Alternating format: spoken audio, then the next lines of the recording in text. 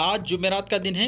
इस वीडियो में हम आपको बताएंगे कि बीजेपी एमएलए मलून राजा सिंह को रिहा करने का मुतालबा किया जा रहा है और अगर राजा सिंह को रिहा ना किया गया तो बहुत बड़ा एहतजाज करने की बात भी कही जा रही है। और दूसरी तरफ कुछ हिंदू तंजीमें तेलंगाना के माहौल को ख़राब करने के प्रोग्राम्स बना रही हैं। इसके अलावा ज्ञानवापी मस्जिद के बारे में भी क्या कुछ हो रहा है हम आपको बताएंगे इस वीडियो में। और भगवानों के नाम पर सियासत भी होने लगी है, इसके बारे में भी आप देख सकेंगे तफसीलात। तो इन सब तफसीलात को देखने के लिए वीडियो को लास्ट तक ज़रूर देखिए। वीडियो शुरू करने से पहले दो बातें आपको बताता चलूँ। जैसा कि आप सभी जानते हैं कि आज चार मीनार मंदिर के पास बीजेपी की जानिब से एक बाइक रैली निकाली गई 17 सितंबर को यौम आज़ादी हैदराबाद मनाने के एक हिस्से के तौर पर। तो दूसरी तरफ पुलिस ने बीजेपी के कॉरपोरेटर के खिलाफ मुकदमा दर्ज कर लिया है। जी हाँ, तफसीलात के मुताबिक एलबी नगर पुलिस ने मंसूराबाद के बीजेपी कॉरपोरेटर के नरसिम्हा रेड्डी के खिलाफ तेलंगाना में लोगों को पुलिस पर हमला करने के लिए उकसाने के इल्ज़ाम में मुकदमा दर्ज कर लिया है। पुलिस के मुताबिक कॉरपोरेटर जो एक WhatsApp group LBNR development forum का रुकन है, उसने मंगल को मगरबी बंगाल में बीजेपी मार्च के दौरान ACP रैंक के एक ओहदेदार पर हमले का एक वीडियो देखा। वीडियो पर रद्दमल जाहिर करते हुए उसने कमेंट किया कि ये तेलंगाना में भी होना चाहिए, जिस पर उसके खिलाफ केस दर्ज कर लिया गया है। तो आइए शुरू करते हैं वीडियो को और देखते हैं इन सब की तफसीलात। बीजेपी के एमएलए मलून राजा सिंह को 10 दिनों में रिहा करने का मुतालबा। बीजेपी के मुअत्तल शुदा रुकन असेंबली राजा सिंह, जिसे PD एक्ट के तहत गिरफ्तार किया गया है, रिहाई का मुतालबा करते हुए श्री राम सेना ने हुकूमत को धमकी दी है। सेना के कौमी सदर प्रमोद मतालिक ने मुतालबा किया है कि राजा सिंह को 10 दिनों के अंदर रिहा किया जाए, वरना बड़े पैमाने पर एहतजाजी मुजाहरे किए जाएंगे और सेना के लाखों कारकुन हैदराबाद में एहतजाज करेंगे। प्रमोद मुतालिक ने इल्ज़ाम आयद किया है कि चरलापल्ली जेल हुक्काम राजा सिंह से किसी को भी मुलाकात की इजाज़त नहीं दे रहे हैं। क्या वो दहशतगर्द हैं? उन्होंने कहा कि राजा सिंह को रिहा ना करने पर मुल्क के तमाम हिंदू एकजुट हो जाएंगे और रिहाई तक कोशिश जारी रखेंगे। उन्होंने कहा कि कॉमेडियन मुनव्वर फारूकी पर क्यों मुकदमा दर्ज नहीं किया गया, हालांकि उसने हिंदू देवताओं का मजाक उड़ाया है। क्या हैदराबाद हिंदुस्तान का हिस्सा है या पाकिस्तान का? तेलंगाना के पुरअमन माहौल को ख़राब करने की संघ परिवार की तंजीमों के प्रोग्राम्स। तेलंगाना में फ़िरका परस्त ताकतें अपने नापाक अज़ाइम की तकमील के लिए रियासत के पुरअमन माहौल को ख़राब करना चाहती हैं। संघ परिवार की तंजीमों की जानिब से मुख्तलिफ प्रोग्रामों का आगाज़ कर दिया गया है। इनमें से बिलखुसूस विश्व हिंदू परिषद यानी VHP की जानिब से तेलंगाना में लव जिहाद, हिंदू लड़कियों का अगवा, मुस्लिम क्रिश्चियन माफिया, तब्दीली मजहब के वाक़यात जैसे उबूर पर मुहिम शुरू की जा रही है। इस ज़िमन में VHP ने अपने प्रोग्रामों को खतियत दे दी है। तेलंगाना VHP के तशहीरी मुहिम के इंचार्ज P बालास्वामी के मुताबिक तंजीम की जानिब से मज़कूरा मौज़ूआत पर तफसीली प्रोग्राम का ऐलान किया जा रहा है। देवताओं की सियासत। राम, हनुमान, कृष्ण और शिवा के बाद अब गणेश पर बीजेपी की नज़र है। हिंदू अक़ीदे से वाबस्ता दूसरे देवताओं के बरक्स गणेश देवता को लड़ाइयों और जंगों के लिए नहीं बल्कि इनामात फराहम करने के लिए जाना जाता है। उनके हाथों में हथियार नहीं बल्कि लड्डू नज़र आते हैं। लेकिन सवाल यह है कि कब तक? आखिरकार बीजेपी ने मर्यादा पुरुषोत्तम राम और हनुमान की तस्वीर अक्सर बदल दी है। गुजरात में मौजूद स्टैचू ऑफ यूनिटी की बुलंदी जहां 597 फीट है, वहीं उत्तर प्रदेश में मर्यादा पुरुषोत्तम राम का 725 फीट बुलंद कांसे का मुजस्समा नस्ब करने की तैयारी की जा रही है। काशी कॉरिडोर और शिव का मस्कन करार दिए जाने वाले केदारनाथ धाम की तज़य्युन और आराइश भी सियासी मकासद के हुसूल के लिए देवताओं को इस्तेमाल करने के मंसूबे का हिस्सा रहे हैं। इस साल तवज्जो गणपति पर मरकूज रखी गई है। इसके तहत बीजेपी ने गणपति मंडलों में अपने बैनर्स और होर्डिंग्स नस्ब करने के लिए महाराष्ट्र में खूब कोशिश की। यहाँ तक कि मगरबी बंगाल जैसे गैर मुतवक्को मुकामात पर भी गणेश उत्सव की शुरुआत कर दी गई, जहाँ पार्टी ने पहले रामनवमी का जश्न भी मुतारिफ कराया था। कर्नाटका में बीजेपी हुकूमत ने इस साल बेंगलुरु और हुबली के ईदगाह मैदानों में गणेश पूजा की इजाज़त लेने के लिए काफ़ी कोशिशें की। सुप्रीम कोर्ट ने बेंगलुरु में जमूत का हुक्म दे दिया है, ताहम कर्नाटका हाई कोर्ट ने हुबली में पूजा करने की इजाज़त फराहम कर दी। तालीमी इदारों में हिजाब पर पाबंदी आयद करने वाली कर्नाटका हुकूमत का ईदगाह पर गणेश उत्सव मनाने के लिए कोशिश करना सियासत पर मुबन्नी और वोट बैंक के लिए उठाया गया कदम नजर आता है। जुनूबी रियासतों बिलखुसूस तमिलनाडु में संघ परिवार देवता शिव के नाम पर सियासत करने की कोशिश कर रहा है। ज्ञानवापी मस्जिद अब क्या दूसरी बाबरी मस्जिद बनेगी?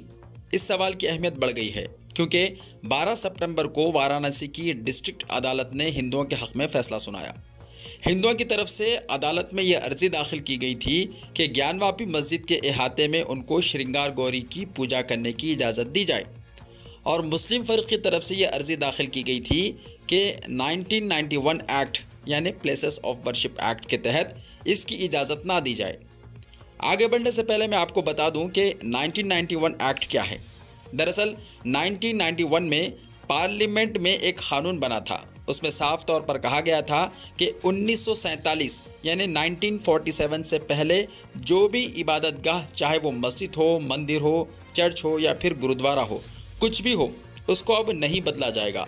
जो जिस हालत में थी उसको उसी हालत में रखा जाएगा। यह है 1991 का कानून।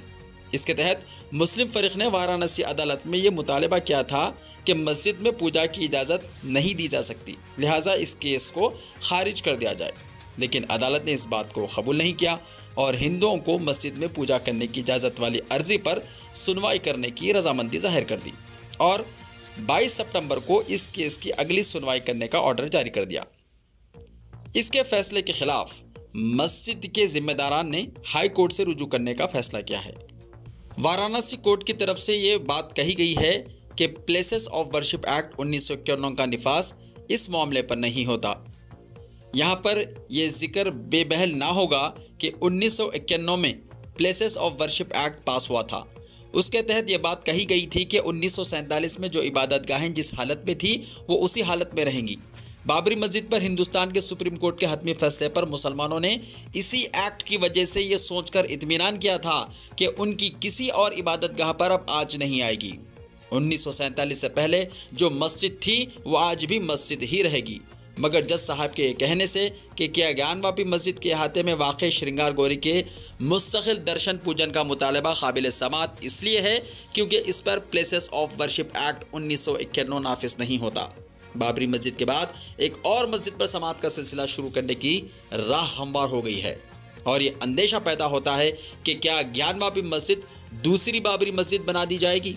तो अंदेशा इस बात का भी पैदा होता है कि क्या प्लेसेस ऑफ वर्शिप एक्ट 1991 की मौजूदगी के बावजूद मुख्तलिफ इबादत गाहों पर समातों का सिलसिला शुरू हो जाएगा, क्योंकि हिंदुस्तान में हालिया दिनों में ही एक से ज़्यादा इबादत गाहों पर तनाज़ात सामने आए हैं।